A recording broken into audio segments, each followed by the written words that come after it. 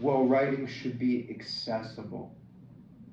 That's why we're in a library right now, and it's such a beautiful thing that people can rent these books for free, and be inspired by what people have written already.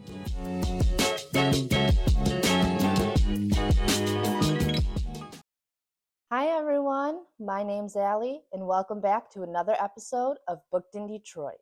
This week, I had the pleasure of sitting down with Eli Sparkman at the Detroit Public Library. We had a great discussion where we talked about how Eli is an author, an organizer, a volunteer, and so many more things. I cannot wait for you guys to see it. Hi, Eli. Thank you so much for joining us today. Why don't we start by having you tell us just a little bit about yourself? Sure thing, Allie. Thank you for interviewing me. My name is Eli Sparkman. I'm a local fiction writer, but newly a Detroit sports blogger. Oh, nice. I'm also a member owner of the cooperatively run bookstore in Hamtramck, Book Suey, and I am a program and volunteer coordinator for a local literacy and creative writing organization called 826 Michigan. Nice. Where I get to teach, recruit volunteers, hire teaching artists. So wear a lot of literary hats in the city of Detroit. Sounds like it. That's actually really interesting. How did you first get involved with Detroit Book Fest, and how has it grown since you first started? Well, I've been at Book Suey about 4 years now, and I joined about 4 months before Bookfest occurred. And the way we talked about it internally at the store was almost with like a mythos. Like, you're not going to believe that day. It's going to be crazy. We're going to put so many great books in the hands of people local and also people visiting. And then to experience that day and to see what it does for not only our store's bottom line. Crazy. Yeah, I mean, there's tens of thousands of people. Um, so, you know, I've seen the stats lately about how many Americans read full books, and I don't know if I can quote anything verbatim right now, but they're not very promising, kind of existential. But to see what the activation that occurs that day for the book and for local book infrastructure, I just thought, well, how can I get involved and help that help all of us? Nice. So, how's it grown? I think it's just gotten bigger, and there's been more energy and more acknowledgement about what exactly it's pulling off here. Nice. Yeah, you can definitely tell like when you are at Book Fest, like the energy just in the whole Eastern market is just it's really nice. You can tell. And like walking around you always hear people like little snippets of, "Oh, look at this book I just got. Oh, I just read this." It's interesting. It's nice. So, what makes Detroit Book Fest unique and different from other events? Um, I think the location is so special to be in Eastern Market, to be outside, to be in those historic sheds. Um, I just love being there. I feel like I'm in a history, beautiful place in our community. And then the actual vendors. There's so many independent bookstores and so many local book vendors who are selling their things, but there's also local authors and local publishers. It just feels like um, you're not at any airport across America that's selling the same things from big five corporations. Like, this is a one of a kind experience that can only be had in person. Yeah. I love that. Yeah, when I went for my first time last year, that was my first time ever seeing Eastern Market, and it was honestly really cool. It was really big. I wasn't expecting it to be like that, but after seeing it, I don't know, I really like it. I think it's really cool. There's nothing like that where I'm from, so. Um, what role does Detroit Book Fest play in uniting Detroit's literary scene? Well, day of, I think quite literally, physically uniting everybody in that place. I can't. When I get to take a break from on my 826 Michigan booth, I go say hi to my friends at 27th Letter and Next Chapter, and I go to the Book Suey booth and I see my sister publishes an environmental fashion magazine. I get to drop by her thing, and then I see with one person, I get to introduce them to another. On, but I know that there's some motivation to try to create more events around the day, almost like pre-parties that Yeah. can take place at these stores, actual brick and mortars. I know that the Book Fest website also hosts what's called a Detroit Literary Calendar, which is crowdsourced by a lot of literary organizers around the city. It's a Google Cal, and so that's one place where 365 days a year you can go find where are readings happening, where are writing workshops happening, and on have more experiences with these institutions. Yeah, for sure. Um, I think it also helps just getting people who maybe, like me, not a lot of people around me are reading books every day and wanting to get into stuff like that. And so being able to be in an environment where so many people love reading, love writing, love literacy in general, it's so nice. And it really is just like finding a community where you belong, even if it's just for the day. So Normalize reading. yeah. So who or what has influenced you on your life journey? Oh wow. Like my literary life journey. Literary, or just maybe overall, who inspires you, who makes you feel like you can achieve it all? Yeah. Hmm. I think I come from. I remember growing up in reading was not normalized, and one could feel quite ostracized for feeling on like a curious person, like someone who really desired artistic outlet. And so when I was about 19 and I first discovered fiction, really, and read novels, and they were these abstract ways of trying to make sense of the world. I remember my dad gave me the book Don Quixote, and to follow this knight's misadventures and his big dreams and his big illusions, it's just helped me grapple with a lot of my own illusions about the world or trying to make sense of the world. And I just was so grateful that reading could be a tool to help me make sense out of the world, and I've really never let it go. And I'd wish it upon anyone to feel supported as they try to make meaning out of life. So got to give it to my dad, who's not that big of a reader himself, but maybe could see something in me that needed that. That's nice. Um, let's see. Is there anything you've read lately that you felt you just couldn't put down, or you couldn't stop reading until you got to that? Mm. I read a book called, I just finished it a couple days ago, called The Black Utopians by a local journalist named Aaron Robertson. And this is a lot about the concept of utopia in Black American culture and trying to idealize, like, um, you know, trying to formulate idealistic ways to exist in American culture. And a lot of it is about the history of Detroit, the history of the Church of the Black Madonna. And it was really cool to learn a lot about the city and different movements to try to give people situations where they felt like they could flourish and weren't being pursued in American society. It's, 300 pages with another pages of Right. notes at the end of it. It was just so informative. Even though I'm a fiction writer, I've gotten much more into nonfiction the last couple of years. There's just so much to learn in this big world, and so much to learn about here in Detroit. Yeah, it definitely sounds interesting. I'm gonna have to look at that. So you wear many hats: author, organizer, bookseller. How do all of your roles connect?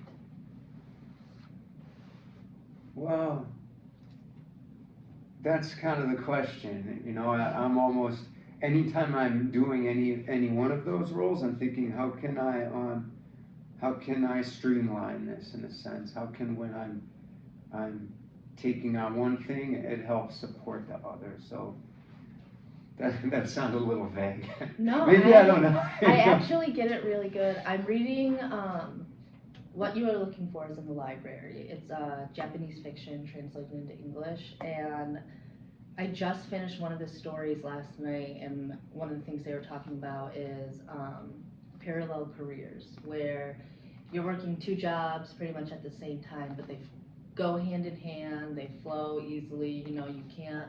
You wouldn't be able to just do this one job without wearing yourself out, or this one job wearing yourself out. And so having kind of the mixture of both of them balances each other out. If this one's super stressful and this one's super relaxing, you know, just kind of having that ebb and flow of just trying to get through life, I guess.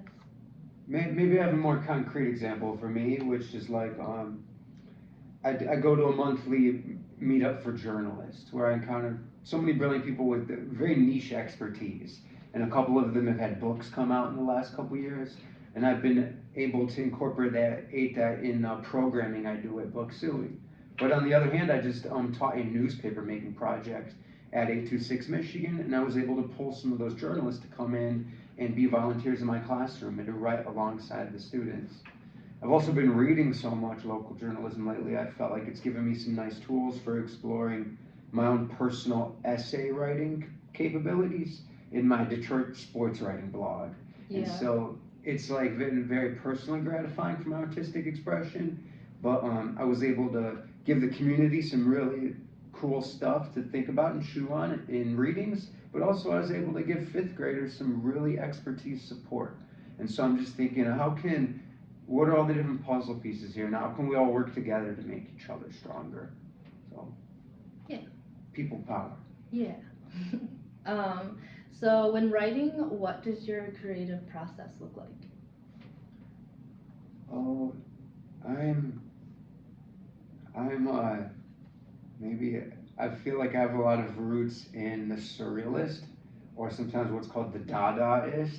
I love the subconscious. I love automatic writing. I'll often come up with a title maybe for a story, and then set a timer for 15 minutes, and then just write and seek what comes out. And I'm so often surprised by what I have to say and what kind of beautiful, fun sentences start to link up.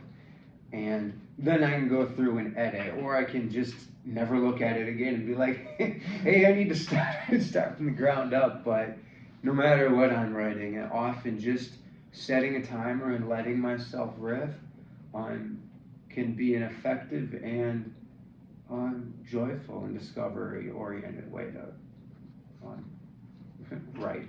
Yeah, I feel like that's good too. It almost kind of stops you in the moment from second guessing and trying to rework things that maybe don't necessarily need it. So, or also just second guessing and doubting yourself and thinking too much about what other people will think you have to say. At the end of the day, um, that's a very special thing for you to just have your solo relationship with the document, and you should respect that. You just should be able to say whatever you need to say to yourself there, and then you can think out of it. You can think about it after that, but just cherish that moment you have with your own words. that's nice. So what is the biggest lesson you have learned while becoming a published author? um, it can be gratifying in that you can have some favorite publishers or journals, and you can say, "Oh, I've always respected the writers they publish. I want to be part of that lineage," and you can do it, and it'd be cool to test yourself and reach those goals. But the more I've done that, the more I think I've realized that what's more important than that is, again, just when I'm alone and I'm writing, and it's taught me to cherish more just the actual process of making, you know. Um, yeah, I'll leave it at that. Nice. Why is litters? Oh my goodness. Why is literary infrastructure so important? Because you want writing to feel. I don't know who you is. You want writing. I feel that well, writing should be accessible. That's why we're in a library right now, and it's such a beautiful thing that people can rent these books for free, and be inspired by what people have written already. But you want people to have the time to write, places to write, and people to meet to go talk about writing with, to be exposed to new ideas. You want people to be compensated for what they've put into writing, whether it's being paid for having written something, paid for having performed something, paid for being able to sell books. I think just so it can be a sustainable life practice. And so it's very hard to do these things alone and in a vacuum, but the more that we can create support, I think the better it is for writing and cultivating writers in a community. So can you explain the Book Suey co-op model for a bookstore? Sure. I believe there's about 14 of us now. We're technically referred to as member owners. We have a sliding scale buy-in into the store, but then from there, we all wear a lot of different hats and we make decisions collectively. We're all um, filling out a calendar, a monthly calendar worth of shifts to work inside of the store. We all have a thumbprint on the inventory. I think that makes shopping in Book Suey a very unique experience. Sometimes I joke it's like walking around in 14 people's brains at one time. You have just these crazy juxtapositions of what one person is interested in and another. I have a whole shelf I've built that's actually alphabetized by the name of the independent publisher on the side of the book.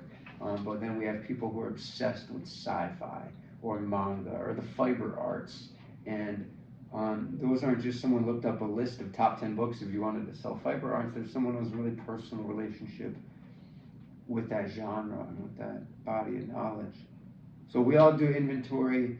And then within that, I think there's a lot of freedom to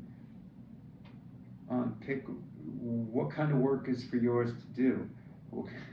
I'm very much into the events program part of it. Not all 14 people are, um, but uh, some are actually more into the finances of the store. Some are more into social media, and so it's very much a taking account of what is everybody's skill set in this room and how can we highlight each other and also support each other. We have a monthly meeting, and we kind of tackle it together and sit down and throw our opinions out there. And you don't agree with everyone, and but I learn a lot by having to listen to people and figuring out what can we achieve given um, our different hopes about this literary place. Nice. I honestly, I think that's really cool.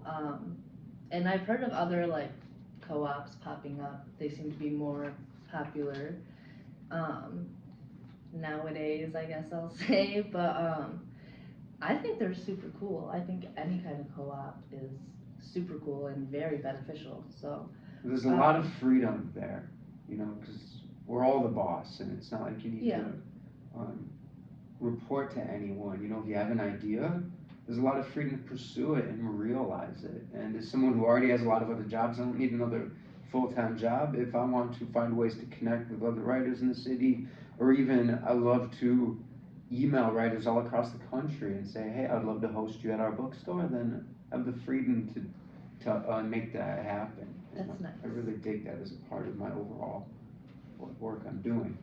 That's nice. If your work or a vibe or aesthetic, what would it be?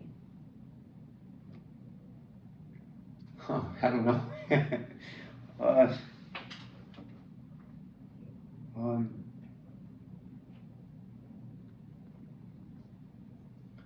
I don't know.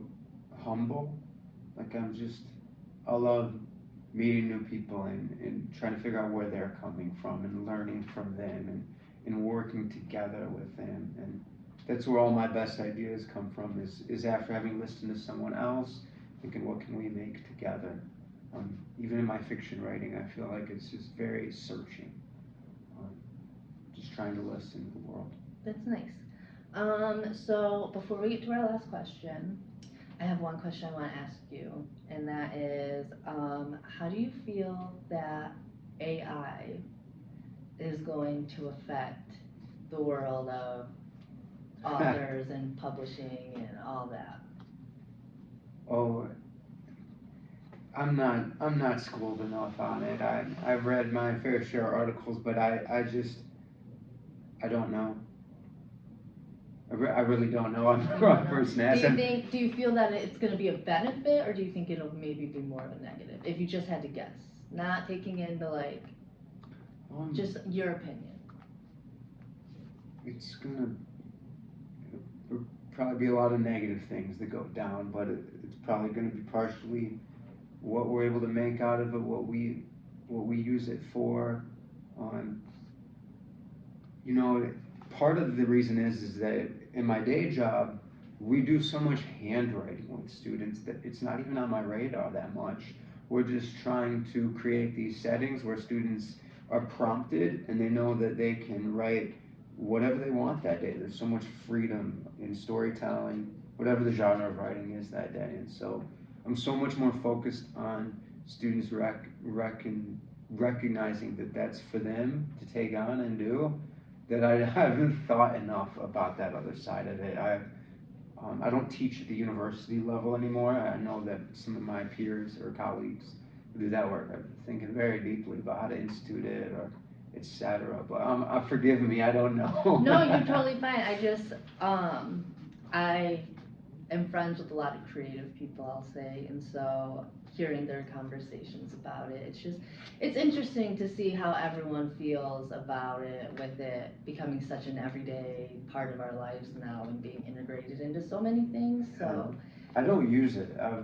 I've never used it. Yeah. Last question is, where can people find you online or buy your work? Oh, I have a personal website. It's called ElijahSparkman.com, and I don't believe anything is for sale on there yet. But you can read some of my different stories. There's a link to my sports writing blog. There's a link to that literary calendar. There's a link to my sister's environmental fashion magazine, and there's also a link to we have this beautiful gallery online of all of the different posters for events we've done at Book Suey over the last 3 years. So it's very cool to see all these different authors that have featured there, and you know that we're trying to keep on building that particular gallery. So that's a little kind of center of some of the things I'm up to. ElijahSparkman.com. Okay. Well, thank you so much for sitting down with me today. I really enjoyed our conversation, and I hope you have a good rest of your week. Thank you so much, Allie. It was really fun to talk to you. Awesome.